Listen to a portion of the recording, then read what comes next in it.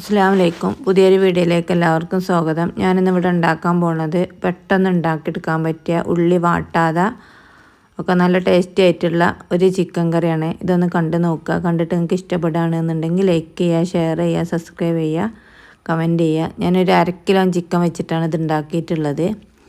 അതിന് വേണ്ടിയിട്ട് ഞാൻ എടുത്തിട്ടുള്ളത് ഒരു 1.5 വല്യുള്ളി, 2 തക്കാളി, 3 പച്ചമുളക്, കുറച്ച് വെളുത്തുള്ളി ഇഞ്ചിയും ചതച്ചതും കൂടിയാണ്.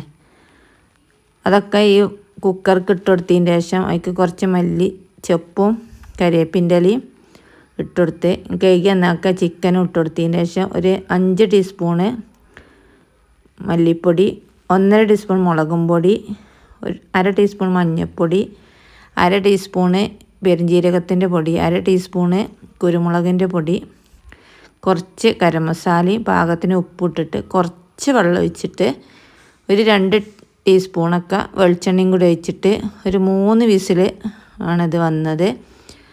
ഇത്ര വേണ്ടി ഈ കറി റെഡി ആവാൻ. നല്ല ടേസ്റ്റിയായ പെട്ടെന്ന് ഉണ്ടാക്കിയെടുക്കാൻ പറ്റിയ ഒരു കറിയാണ്.